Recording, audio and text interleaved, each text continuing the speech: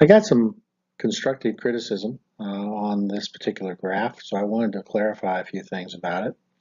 First off, on the left-hand side, those numbers are associated with nanometers.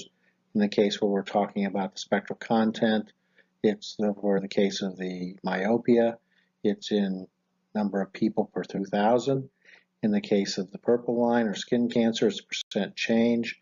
And in the case of autism, it's the number of children being diagnosed with autism per 100,000 of the population. He also made a good point that while there can be correlation, that doesn't necessarily mean that it's a cause and effect. But my point was never to make that particular argument. My point is that these things are changing. Something is causing it to happen. It could be because we're aging. It could be because of a number of different variables.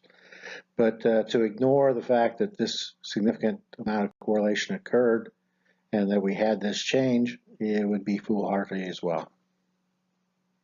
The other thing is that one of the things that I continue to look for and cannot find is that the lighting community never justified making this change. There appears to be no research out there indicating that anyone bothered to check whether or not removing 90% of the spectral content would have a negative effect on our health. Now, hopefully we can get to the point we can make that determination, and that really is the purpose of the work I'm trying to do. Another criticism that I got that I thought was interesting is that I had purposely put a number of keyword searches at the end of the presentation, hoping that people would go out and look for themselves. I believe that one of the beauties of the internet is that we can search and we can get down to looking at specific tests or studies thanks to the proliferation of data. But for those people who need a little bit more structured situation, we'll go to the next. I've included another slide after this one that lists some of the references that I've found to be useful. Like I say, I prefer that people would go out and search for themselves, make up their own determination, and even make comments back of what they may have found.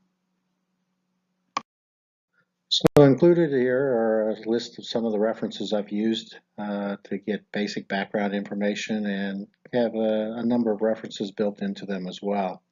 One of the things I think you need to take into account that we're really dealing with two very different technology areas. The medical community is mainly focused on trying to come up with a treatment or a pill, and especially treatments that can be done within the time frame of an office visit. So what you'll see is a lot of the medical community is focused on higher power, shorter duration exposures. And then you see the lighting community, on the other hand, is focused mainly on trying to save energy. Although there is a developing group within the lighting industry that is starting to push for more emphasis on natural lighting, well organization being one of them, of course.